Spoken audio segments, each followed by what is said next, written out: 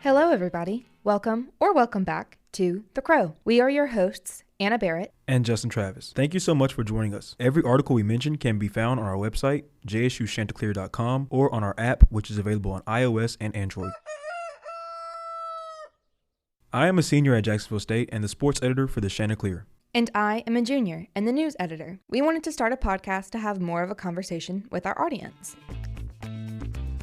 Jumping right into the stories from the last week, there have been 10 stories published since the last episode.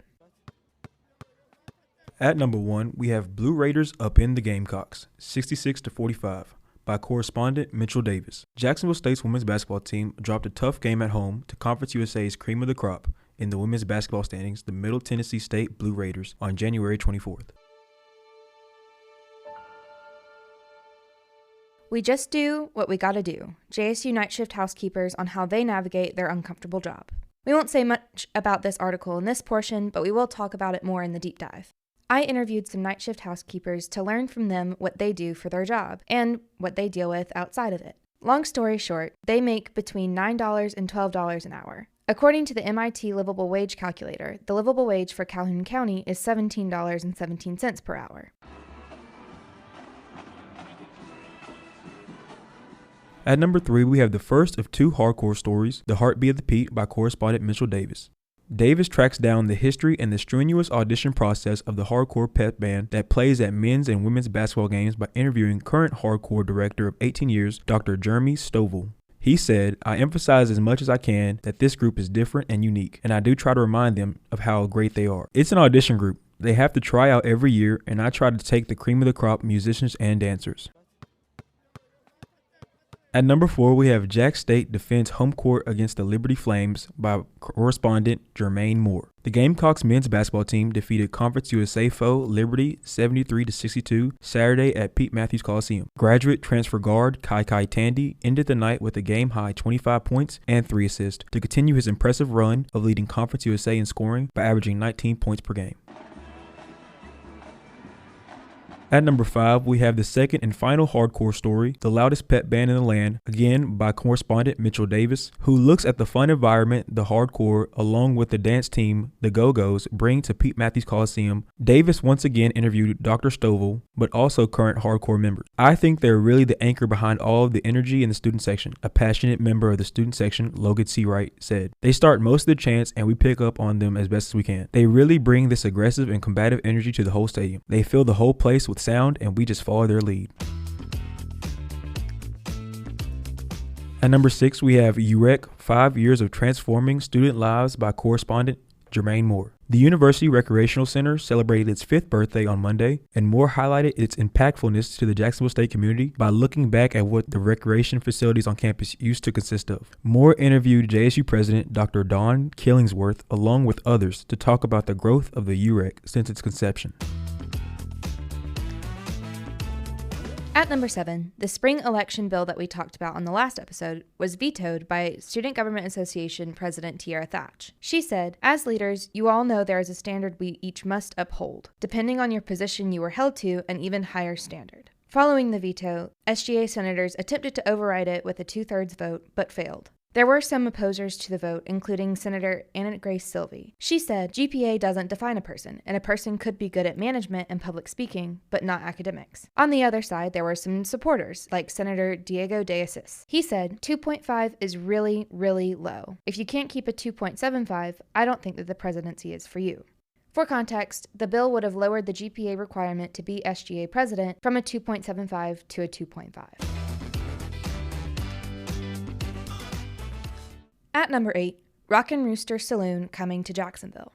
One of the Chanticleer's correspondents, Elaine Acree, went to the Commercial Development Authority meeting earlier this month. There, she learned the owners of the Rockin' Rooster have applied for the business development grant, but it has yet to be approved due to missing application requirements, according to the CDA. The CDA said that since the Rockin' Rooster has not provided all of the documents needed for the grant application, it is in a difficult situation to decide whether to approve this grant. Jacksonville City Clerk Brenda Long said, "It seems like they're getting ahead of themselves on some things. Sometimes that can be a red flag that things may not be right." Also a product of the Commercial Development Authority meeting, a new business, TNT Nails, was awarded a grant. $5,000 was awarded to help start up the new business located in Pelham Plaza near Baja California Bar and Grill. TNT Nails owner Billy Bowie was ecstatic to receive the grant from the CDA and already has plans on what he wants to do with the money. He said that he hopes to get anything more out of the grant.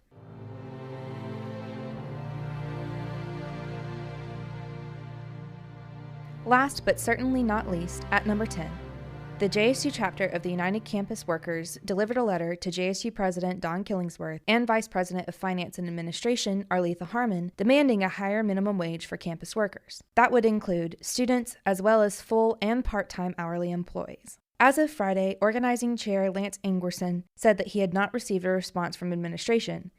But JSU spokeswoman Buffy Lockett told the Chanticleer Tuesday that the administration would write a formal response and send it to the Chanticleer as an op-ed by the end of the week.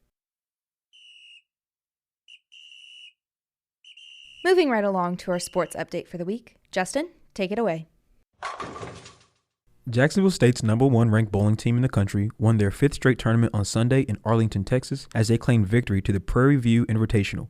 The team moves to an impressive 67-10 record in their inaugural season. The group will have a break in action until they return to play at the Midwinter NCAA Invitational on February 16th. As previously mentioned, the Gamecocks men's basketball team beat Liberty Saturday at Pete Matthews Coliseum 73-62 to move to 11-10 this season and 3-3 in Conference USA play, putting them in a 3-way tie for second place in the conference. Unfortunately, the women's basketball team lost to the Liberty Flames in Lynchburg, Virginia on Saturday 63-32 to drop to 6-12 on the season and 1-5 in Conference USA play. Jacksonville State's rifle team beat Morehead State on Saturday in Morehead, Kentucky, scoring 4,682 points on the road. The Gamecocks indoor track and field team also wrapped up the PNC Lenny Lyles Invitational on Saturday, where freshman Elo Blessings Akpa set a new school record in the 60-meter dash with a time of 7 seconds and 41 milliseconds. Jack State's women's tennis team beat the UAB Blazers in Birmingham on Tuesday 4-1. That's it for the sports score section.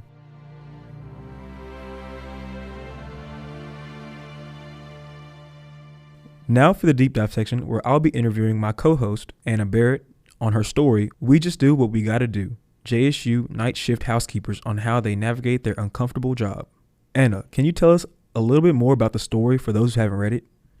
Sure. I interviewed 7 of the total 27 night shift housekeepers here on campus for this story.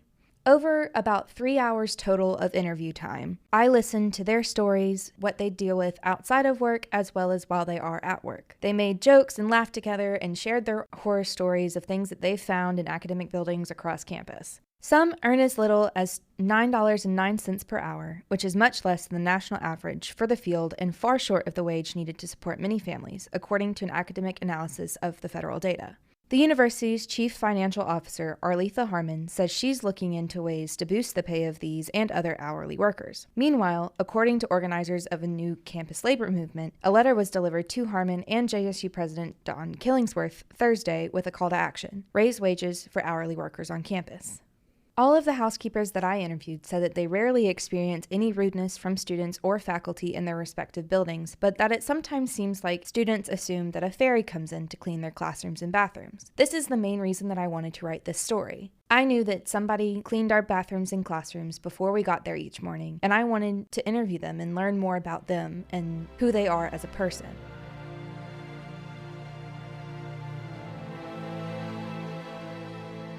Wow. So what are some other things that stood out to you from the story? As I was interviewing them and hearing their stories, they told me some uncomfortable things that they deal with.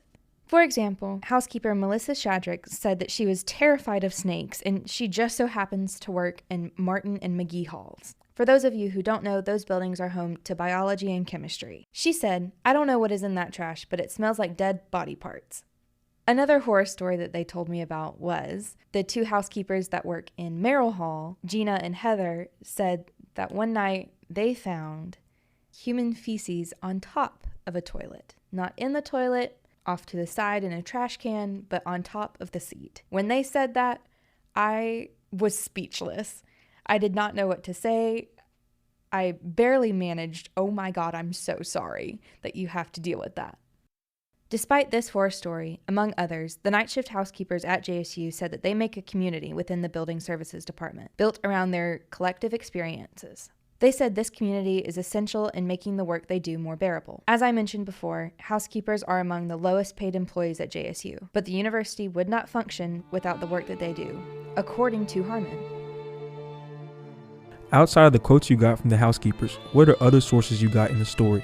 Outside of talking to the housekeepers and union organizers on campus, as well as Dr. Harmon, I also did some research of my own. And part of that was looking at the Massachusetts Institute of Technology's livable wage calculator. Most of the housekeepers that I talked to said that one of the only reasons that they're working at JSU is for the benefits like retirement and insurance. One of the housekeepers, Kimberly Kane, said that her priority was getting health, dental, and vision insurance for her family of 3. She said her husband works in taxidermy and receives no benefits, which is exactly why she works at the university. She said, "If I didn't have a second income, if I didn't have my husband, I could not survive on my own, not with what I bring home. It's not livable." She continued to say that her take-home pay after deductions is a little over $300 every 2 weeks. According to the livable wage calculator, the livable wage for Cherokee County, where Kane lives, is $16.88 per hour. She said her current wage is $9.92 per hour. Kane said that she had worked at the university as a night shift housekeeper on and off when she was a student in 2002 for about 15 years. When she first started, she said employees got 2 raises a year, a step raise and a cost of living raise. Now, that is not the case. She said, "They kind of stayed with how things were going with the economy, but we're kind of at a standstill. We've been at a standstill for a long time now." There was a cost of living adjustment at the start of this fiscal year in October. Harmon said that the raise was based on a tier system for pay. If an employee made $40,000 a year or less, they received a 4% raise, while those making more than $40,000 a year received a 3% raise. She said that the reason for this change was to help the lower paid employees a little more. She also said that she plans to look further into increasing pay for the lower tier. She said, "And through this next budget cycle, I'm also looking at wages and distribution of the dollars we have. That's why you see various things that I'm doing budget-wise to try to save money to gain efficiencies so that we can look at the dollars we're bringing in. So I have to ask myself, how do we allocate dollars and help those, understanding that they're doing a lot of work for our institution and they're valued just like any other employee." I also looked at the U.S. Bureau of Labor Statistics. The national median hourly wage for janitors and cleaners is $15.38 per hour as of May 2022. With the exception of the high end of the range of JSU housekeepers' pay, they fall below the 10th percentile nationally for the workers in their field. Another issue that building services deals with is a lot of turnover. One of the night shift supervisors, Brandy Williams, said that she has lost some of her staff to Jacksonville City School. She said that they left because the school district pays its janitors $15 per hour. When I asked Dr. Harmon about this, she said that it's important to realize that JSU receives different types and amounts of funding from the state and federal government than K-12 schools. She then proceeded to use an analogy of a pie to demonstrate that she has limited amount of money to use campus-wide. She said, "The pie is only so big. There are only so many ways you can cut it."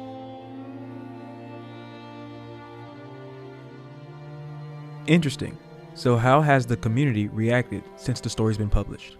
So I did not expect this at all, but as of Monday, there were over 6,800 views on this single story. Most of those did come from Facebook. On the Chanticleer's post of the story, there are 44 comments and 74 shares. One of those shares went to the Facebook group What's Happening in Jacksonville. On that post, comments were limited to 1 every 5 minutes, has received 133 comments as of the recording of this episode. Of these comments, most are outraged at how little JSU housekeepers are paid. There are occasional comments blaming the housekeepers for their pay, but for the most part, people are just mad that housekeepers are paid $9 an hour. Facebook commenter Trey Morris on What's Happening in Jacksonville said, "This is so sad and disrespectful to those employees. Sophomores in high school make more working at Chick-fil-A than those employees trying to provide for and support families." Another Facebook commenter, Robin Abernathy, said that she worked at JSU for 9.5 years in housekeeping. During that time, she said her pay increased $1.11 an hour, and that she had to get a part-time job to help pay the bills. She says that JSU needs to stop spending money on frivolous things and take better care of their essential employees. On the other side of reactions, commenter Tim Kiner said, "It's their own fault. If everyone refused to work for $9 an hour, everywhere would be required to pay more. Workers of the world unite.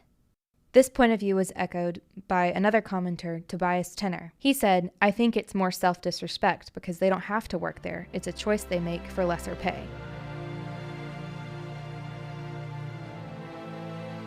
As we're coming to the end of the deep dive, I just want to thank Anna again for talking about her story. We just do what we gotta do. JSU night shift housekeepers on how they navigate their uncomfortable job. You can read the full story on jsuchanticleer.com or on our app. Going into the upcoming events, on Thursday, February 1st, the university will host a Black History Month celebration from 12 to 1:30 p.m. at the Thurman Montgomery building. The financial aid office will be helping students fill out their FAFSA form from 10 a.m. to 4 p.m. in Ayers Hall. Also on Thursday, men's tennis heads to Nicholas to play in Louisiana at 2 p.m. Women's basketball also plays UTEP in Jacksonville at 6:30 p.m. at Pete Matthews Coliseum. Men's basketball will travel to UTEP in El Paso, Texas at 8 p.m. for their game on Thursday. On Friday, February 2nd, the indoor track and field team will compete in the PNC Bellarmine Classic in Louisville, Kentucky, and the women's tennis team will play Alabama A&M here at Jacksonville at 1 p.m. On Saturday, February 3rd, women's basketball will play New Mexico State here in Jacksonville at Pete Matthews Coliseum at 2:30 p.m., and men's basketball team will play New Mexico State in New Mexico at 8 p.m. Moving on to Sunday, February 4th, women's tennis will play Texas Tech in Auburn, Alabama at 5:30 p.m. On Monday, February 5th, there will be another opportunity for students to get aid in filling out their FAFSA form from 4 to 7 p.m., but this time it'll be in the Houston Cole Library. There will also be another opportunity for this on Tuesday, February 6th from 10 a.m. to 4 p.m. back in Ayers Hall. And that wraps up our current events section. Thank you all for listening. Just as a reminder, on top of being able to listen to The Crow on our website, you can also listen wherever you get your podcasts. The Crow will also be aired on WLJS 91.9 on Thursday mornings at 9 and Friday evenings at 6. We are your hosts, Anna Barrett and Justin Travis. We will meet you back here next week.